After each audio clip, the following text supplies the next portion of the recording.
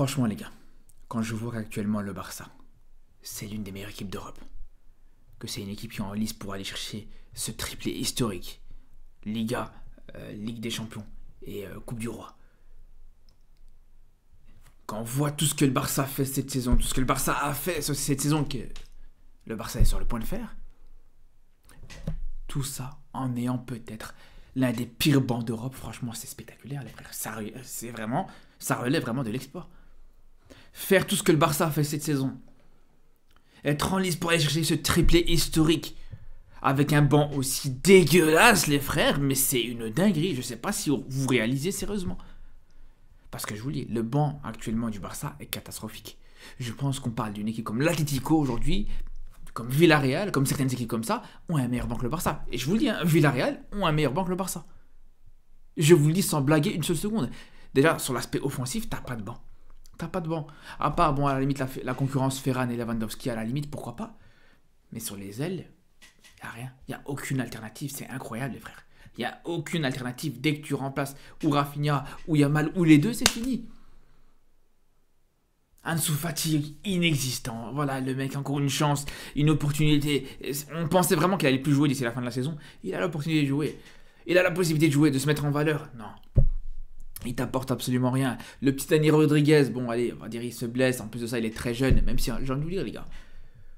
Pour moi, l'effet Yamal, ça va faire une chose, les gars. Ça veut dire qu'aujourd'hui, tous les joueurs de 17-18 ans, pour moi, ils sont plus jeunes pour moi, je suis désolé les frères. Alors bien sûr, 19 ans, ça reste très jeune.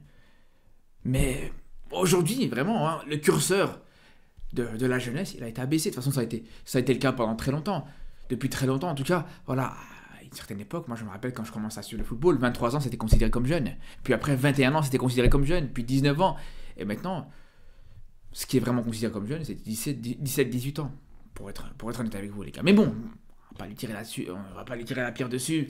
C'est sûr et certain qu'il a fait ce qu'il pouvait, mais tout ça pour dire, voilà, Dani Rodriguez, Ansu Fati ou même pauvre Victor. Mais cette attaque, encore une fois, ces trois remplaçants qui ont affronté la pire équipe d'Espagne, c'est ça. C'est là où je suis exigeant, les frères. C'est là où je suis très dur avec ces 3 jours-là, avec les remplaçants aujourd'hui. C'est que vraiment, tu as affronté la pire équipe d'Espagne.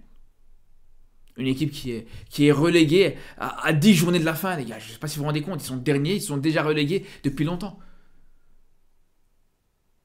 C'est pas comme si tu avais joué contre Bilbao, que tu avais joué contre Girona, que tu avais joué... Non, tu as joué contre la pire équipe d'Espagne. Donc je suis désolé, un Ansu Fati par exemple doit faire mieux. Pour Victor, je suis désolé, même s'il n'a pas beaucoup de temps de jeu, lui aussi t'attends un petit peu plus de sa part. Et là encore les gars, je vous parle des joueurs offensifs. Mais même ton gardien qui est aujourd'hui devenu le gardien remplaçant de cette équipe du Barça, à savoir Ter Stegen, même lui les gars, c'est une déception totale les frères. Là je vous dis, là le Barça va finir la saison avec un seul gardien, avec Chesney dans les cages, et puis c'est tout les frères. Parce que entre Ter Stegen, je suis désolé les frères, déjà avant sa blessure c'était compliqué, mais avec son retour de blessure je pense que ça va être encore pire, et on va en parler les frères. Iñaki Peña qui a plus joué depuis très longtemps, qui est le mec qui boule depuis qu'il s'est fait remplacer par Chesney dans la hiérarchie. Mais aujourd'hui, les gars, je suis désolé. Hein. Mais ce match de Ter Stegen, c'est vraiment incompréhensible. Mais surtout, les gars, je suis désolé. Hein. Ceux qui parlaient de mettre Ter Stegen titulaire contre l'Inter. Mais je vous dis la vérité, les gars. Je vous dis la vérité, vous êtes des criminels. Vous voulez saboter le Barça, en fait. Vous voulez clairement saboter ce club. On parle d'un joueur qui, avant sa blessure, on se rappelle à quel point il était mauvais, les gars. On se rappelle à quel point avant sa blessure, les frères, il y en a même c'était pas mon cas, hein, mais il y en a même ils sont réjouis quand il s'est blessé, pour vous dire. Les supporters du Barça, mais bon, je vous dis encore une fois, c'était pas mon cas.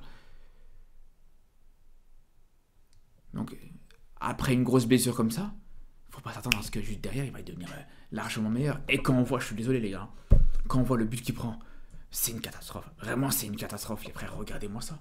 Je suis désolé, est-ce que vraiment... le ballon était trop haut pour lui, je sais pas. Je sais pas, les frères. Mais ce que je sais, en tout cas, c'est que son placement est dégueulasse. S'il sort pas, s'il est bien sur sa ligne, qu'il est bien en position, ce ballon, à aucun moment, est dangereux, les frères. Il se prend un vieux ballon, les gars. Il se prend vraiment une vieille balle flottante. Sur sa première frappe cadrée depuis 6 mois, les gars. Il prend un but. Je suis désolé, les gars. Vraiment. C'est vraiment pas rassurant du tout. Vous imaginez les gars, ça fait 6 mois qu'il se prépare pour ça. Ça fait 6 mois qu'il se prépare pour revenir sur le terrain, pour que sa première frappe cadrée, il se la prend comme ça, aussi bêtement en fait, tout simplement. Parce que je vous dis, sa sortie, c'est une sortie de Golemont, faut dire les termes, mes frères, c'est une sortie de Golemont. Si à la limite, vraiment, on avait senti qu'il était sorti en essayant de s'imposer, etc., y a pas de problème. Mais le mec, il sort comme une petite écolière, les frères, qui est en train de faire la marelle, qui est en train de jouer à la marelle, de quoi on parle. Donner une corde à sauter, les frères, c'est la même chose. Hein. Qu'est-ce que c'est que cette sortie dégueulasse? Et le pire, c'est qu'en parlant de sortie, je suis désolé les gars, mais c'est pas la seule situation qui est un petit peu déplorable de la part de Ter Stegen, quand on voit sur la fin de match, où justement, là, pour le coup, il sort pas du tout. Est-ce que vous trouvez ça normal, les frères? Est-ce que vous trouvez ça normal? Est-ce que ça vous rassure, ça, les gars? Heureusement que l'attaquant de Valladolid, il rate son contrôle, mais je vous dis la vérité, si c'est pas le cas, ça aurait été très compliqué, les frères, parce que là, il doit sortir. Là maintenant, Ter Stegen, sur cette situation, il doit être au moins à mi-chemin du ballon. Alors, c'est fou de se dire que Szczesny, pour le coup, lui, il sort un peu trop. Je vous dis la vérité, Szczesny, il aurait déjà été là, même avant que le ballon serait arrivé sur le joueur de Valladolid. Il aurait même fait la faute, il aurait pris tout ce qui va avec, il aurait pris un carton rouge, tu sais même pas s'il aurait été présent pour le Classico, mais bref. Dans tous les cas, voilà. Szczesny doit sortir, les frères, vraiment. Et aujourd'hui, je parle de Szczesny, justement. Mais de se dire qu'un joueur comme Szczesny, qui était retraité, les gars, qui est encore aujourd'hui, là, maintenant, dans sa tête, il est retraité. Là, maintenant, ce qu'il est en train de faire, c'est clairement que du bonus. Et un an d'ici, il a pris sa retraite, il est meilleur, il est plus rassurant que Szczesny, les frères. Que Ter Stegen, plutôt. C'est pas normal, les frères, je suis désolé, c'est pas normal du tout. Là, normalement, on devrait être rassuré, on devrait être content, on devrait dire que c'est une bonne nouvelle que Ter Stegen est revenu de blessure. Mais là, on est en train de se dire juste, vas-y, prends encore 2-3 mois de congé, repose-toi bien. C'est là où c'est problématique, vraiment. Donc, j'ai envie de vous dire, les gars, voilà. Tous ceux qui avaient comme idée dans un coin de la tête de dire ah, Ter Stegen est revenu de blessure, c'est une bonne nouvelle, ou Ter Stegen va pouvoir jouer contre l'Inter sur ce match retour, les gars, oubliez tout de suite cette idée-là. Après, pour le reste, il y a un autre joueur, les gars, dont il faut parler. Gérard Martin, aujourd'hui, il te fait un match très très bon, un match exceptionnel. Il finit au bout du match et je pense que c'est totalement mérité. Mais je vous dis, les gars, c'est une très mauvaise nouvelle qu'il ait fait un bon match aujourd'hui. Le fait que Gérard Martin ait fini au bout du match, qu'il ait fait un match aussi bon, c'est une bonne nouvelle bien sûr parce que tu prends les 3 points, parce que tu arrives à gagner au final ce match contre Valladolid et qu'il a été important sur cette victoire. Notamment avec ce très bon centre qu'il adresse à Fermin Lopez sur le deuxième but. Mais si ça lui donne du crédit et de la légitimité pour Hansi Flick, et que ça lui donne une possibilité de le voir titulaire contre l'Inter au match retour, mais c'est une très mauvaise nouvelle, les gars, je vous le dis sans problème. C'est une très mauvaise nouvelle, les gars. Parce que Gérard Martin, après son match exécrable au match aller contre l'Inter, après son match dégueulasse en finale de Coupe du Roi contre le Real, mais jamais de la vie, et plus jamais de la vie, ce mec doit être titulaire dans cette équipe du Barça, les gars. Surtout quand on voit Inigo Martinez qui l'apporte sur le côté gauche, qui dépanne très bien sur ce côté gauche, avec Baldé qui peut, pourquoi pas, normalement, qui devrait être apte à jouer ce match contre l'Inter, au moins une entrée en deuxième mi-temps par exemple, mais bref. Je suis désolé, c'est pas possible, les frères. C'est pas possible du tout. Gérard Martin, j'en veux absolument pas. Du tout titulaire contre l'Inter, les frères. Clairement. On parle quand même d'un joueur qui te rate son marquage sur le premier corner de l'Inter, sur le deuxième but de l'Inter. Plusieurs fois, il se fait un petit peu dépasser sur son côté gauche. Balle au pied. Alors, autant sur ce match-là, c'était très bon encore une fois, mais globalement, balle au pied, que ce soit contre l'Inter ou que ce soit contre le Real, très compliqué, les gars. Vraiment très compliqué. Il a vraiment du mal à ne serait-ce que réussir une passe correcte. Et quand tu connais les qualités et le potentiel de l'Inter sur les contre-attaques, etc., c'est pas du tout rassurant. Mais bref, je vais pas m'étaler sur ce match de l'Inter. On reviendra là-dessus, bien sûr, sûrement demain ou lundi. Mais tout ça pour dire, les gars. Tout ça pour dire que, pour moi, voilà, Gérard Martin ne devra surtout pas jouer ce match en tant que titulaire.